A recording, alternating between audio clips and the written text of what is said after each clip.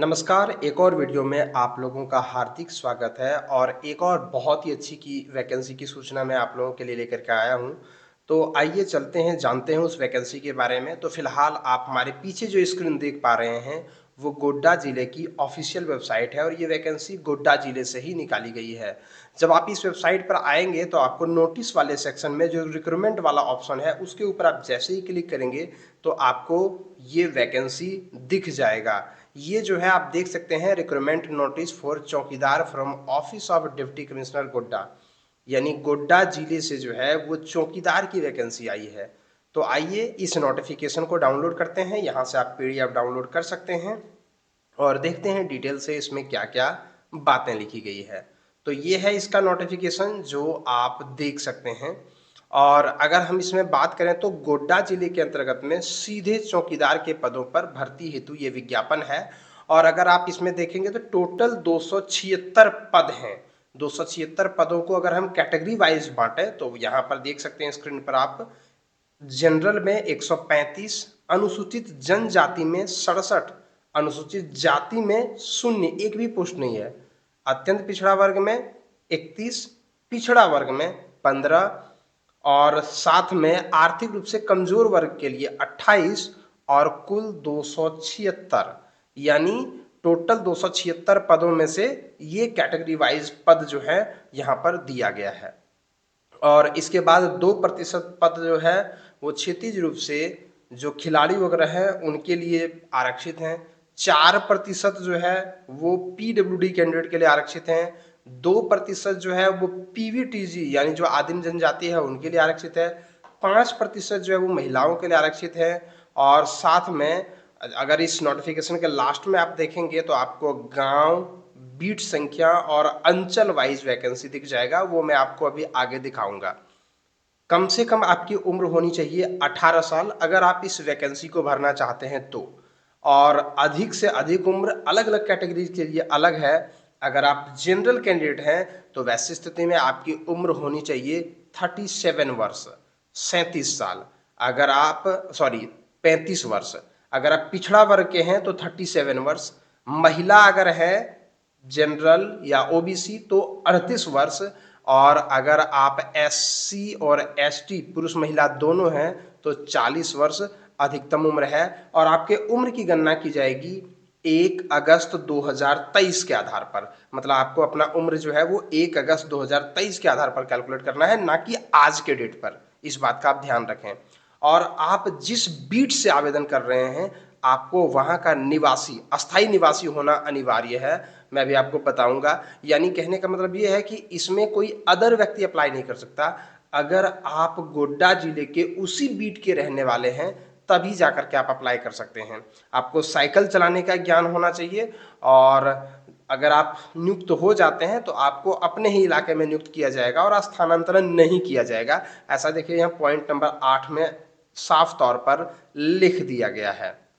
और इसमें जो है वो सबसे पहले लिखित परीक्षा होगी 50 नंबर की, जिसमें जिला से संबंधित सामान्य ज्ञान, मतलब अगर गोड्डे जिले से निकाला हुआ है तो गोड्डा का जो है वो सामान्य ज्ञान थोड़ा सा आपको आना चाहिए। और इसके अलावा स्थानीय भाषा से भी कुछ प्रश्न पूछे जा सकते हैं। और 30% अंक तो लाना अनिवार्य ही है। ये क्वालिफाइंग मार्क है, तभी जाकर के आपके कैंडिडेचर पर विचार किया जाएगा, अन्यथा किया ही नहीं जाएगा। आपकी हाइट जो होना चाहिए वो जनरल अगर कैंडिडेट है तो 160, अगर ओबीसी है तो भी 160, एससी एसटी है तो 155 और महिला है तो किसी भी कैटेगरी का 148 सेंटीमीटर।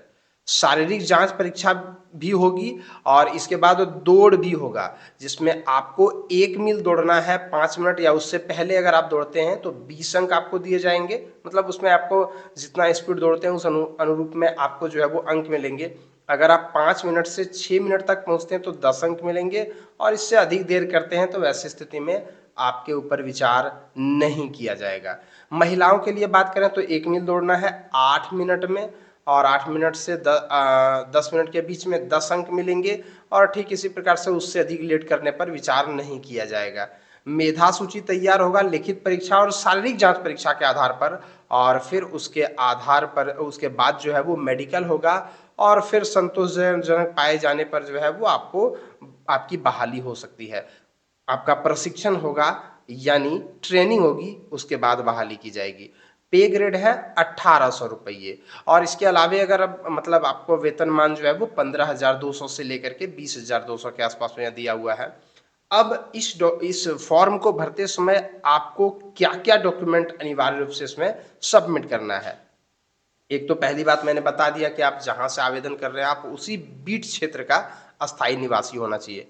अब मैं आपको बताऊंगा कि आप उस बीट क्षेत्र के हैं कि नहीं है, उसका लिस्ट आपको मैं अभी आपको दिखाऊंगा। सबसे पहले आप देख लीजिए कि आपको शैक्षणिक अंक पत्र, चूंकि इसमें जो है वो 10वां पास होना चाहिए, तो आपको जो है वो 10वां का मार्कशीट तो लगाना अनिवार्य ही है। आवासीय प्रमाण पत्र सक्षम पदाधिकारी द्वारा, सीईओ, एसडीओ या डीसी के द्वारा बना हुआ कोई भी रहे तो चलेगा। जन्म तिथि से संबंधित शैक्षणिक प्रमाण पत्र यानी 10th का मार्कशीट या सर्टिफिकेट जिसमें जन्म तिथि दिया हुआ है वो लगाना अनिवार्य है।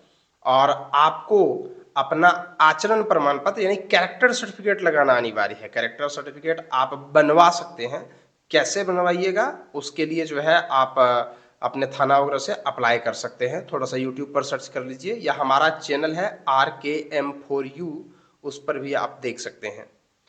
ठीक इसी प्रकार से स्व अभिप्रमाणित 4 पासपोर्ट साइज फोटो और 4 फोटो चाहिए जिसके ऊपर जो है वो अभिप्रमाणित होना चाहिए और लेटेस्ट फोटो होना चाहिए। जब आप आवेदन को भरेंगे, चूंकि ये ऑफलाइन से भरा जा रहा है, तो आपको लिफाफा लेना होगा। लिफाफे के ऊपर आपको डालना है विज्ञापन संख्या, आवेदित पद का नाम, बीट संख्या, अंचल का नाम और थाना का नाम। विज्ञापन संख्या कहाँ से आपको मिलेगा वो मैं आपको बता दूं। विज्ञापन संख्या ये नोटिफिकेशन का सबसे ऊपर जो है विज्ञापन संख्या 1/2024, ये है विज्ञापन संख्या। और लास्ट डेट देखिए यहीं पर लिखा हुआ है 15 मार्च 2024 तक आपका आवेदन पहुंच जाना चाहिए। और आपको भेजना है डाक के द्वारा, क्योंकि ये ऑनलाइन अप्लाई नहीं हो रहा है। तो आप जब भी लिफाफा लें, लिफाफे के ऊपर विज्ञापन संख्या, आप किस पद के लिए, तो चौकीदार पद के लिए अप्लाई कर रहे हैं, बीट संख्या अपना लिख दें, अपना अंचल का नाम लिख दें, थाना का नाम लिख दें और उसके बाद आपको निबंधित डाक द्वारा भेजना है। बाय पोस्ट भेजना है, आपको हाथों हाथ नहीं जमा करना है। और ये जो इसमें किसी प्रकार का कोई शुल्क नहीं लगता है। इसके बाद 15 मार्च 2024 तक आपका आवेदन पहुंच जाना चाहिए, मतलब आपको कम से कम 12-13 तक आवेदन भेज ही देना है, अन्यथा ये नहीं पहुंच पाएगा। ये है एड्रेस, उपायुक्त गोड्डा, जिला सामान्य शाखा समाहरणालय गोड्डा, पिन कोड 814133। ये है आवेदन। यही आवेदन को आपको प्रिंट निकाल करके इसको बढ़िया तरीके से भर लेना है। और भरते समय आप देखिए यहाँ पर गृह जिला, आप गोड्डा के रहने वाले हैं, किस अंचल के हैं, बीट संख्या कितनी है, थोड़ा बीट संख्या को देख लेते हैं।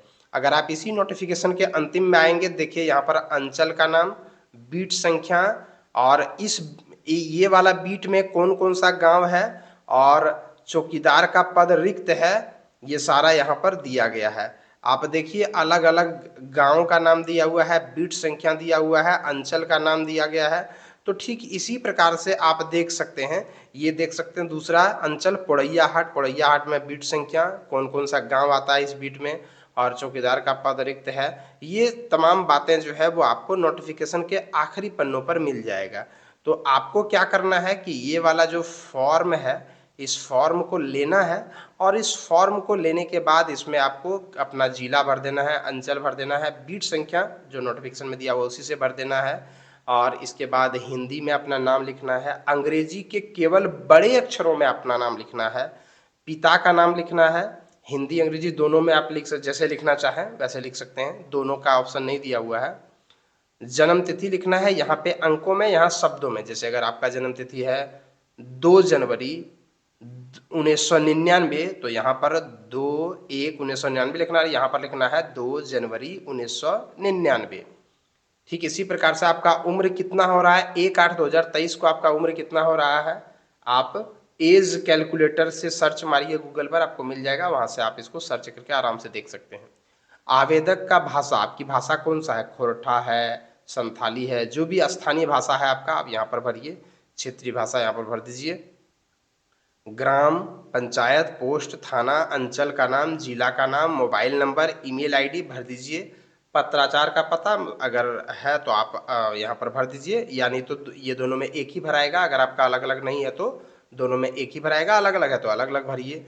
आवेदित पद का नाम तो चौकीदार होगा ही, एक ही पद के लिए निकला है। शरीर पर 2 गो चिन्ह अगर है आपका तो यहाँ पर लिख देना है, जैसे शरीर पर कहीं तिल होगा, कहीं कटे का निशान होगा, या इस प्रकार से और भी कोई चिन्ह है।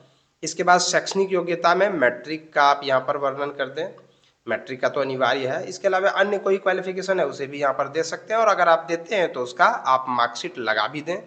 और इसके बाद अभ्यर्थी की जाति श्रेणी, आप किस जाति से हैं तो वो यहाँ पर उसमें टिक करें। और अगर आप जनरल से हैं तब तो फिर कोई दिक्कत नहीं है, लेकिन अगर आप ओबीसी हैं तो उसका जाति प्रमाण पत्र और निर्गत तिथि देना होगा। एससी एसटी या अन्य कोई रिजर्व्ड कैटेगरी के हैं, अगर आप आरक्षित कैटेगरी के हैं तो वहाँ पर जाति प्रमाण पत्र भरना होगा, अन्यथा अगर आप अनारक्षित पर लगाते हैं तो यहाँ पर जाति प्रमाण पत्र वाला में आपको कुछ नहीं भरना है।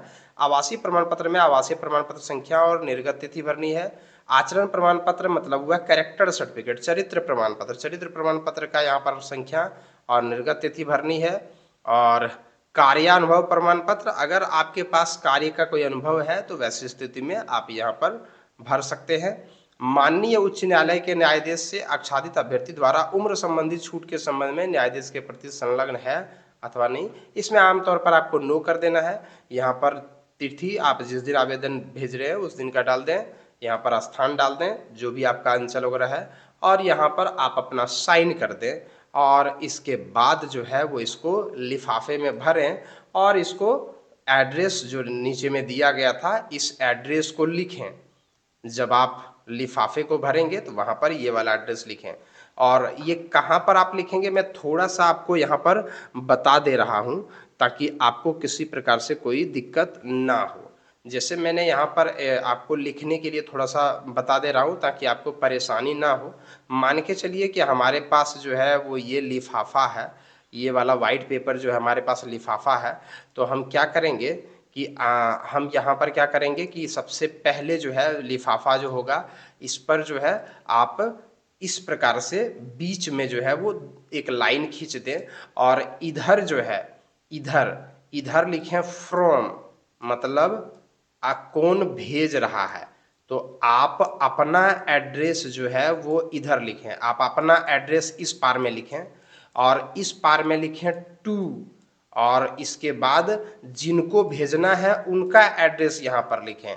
जैसे ये वाला एड्रेस जो है उपायुक्त गोड्डा, ये वाला एड्रेस जो है वो आपको इस पार में लिखना है यहाँ पे। और ऊपर में यहाँ पे ये ऊपर वाला जो हिस्सा खाली होगा, ये थोड़ा सा नीचे चला गया, ये ऊपर वाला जो हिस्सा खाली होगा ऊपर में, वहाँ पर हेडिंग में इस जगह पर लिख देना है जो लिखने के लिए कहा गया था। जैसे ये वाला जो है मैं अभी आपको बता दे रहा हूँ कि ऊपर में जो है वो आपको क्या लिखना है, जो मैंने अभी आपको बताया हुआ था कि सबसे पहले ऊपर में जो है आपको वो लिख देना है कि आप किस पद के लिए आए, मतलब किस पद के लिए जो है वो आप अप्लाई कर रहे हैं, और साथ में जो है वो आप किस बीट संख्या के रहने वाले हैं, वो तमाम चीज़ों को आप ज़रूर लिख दें ताकि आपका आवेदन जो है वो रिजेक्ट ना हो।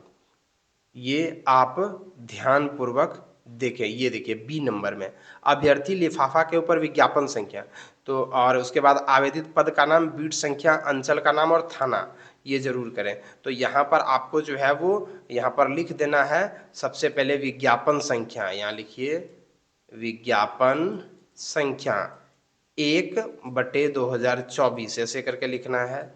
फिर अन्य जो डिटेल है वो यहाँ पर लिख देना, अगर एक लाइन में ना अटे तो दूसरा लाइन भी यहाँ कर देना है। उसके बाद ये खींच करके इधर आप अपना एड्रेस और इधर भेजने वाले का एड्रेस लिख करके, और आपको जो है वो स्पीड पोस्ट कर देना है।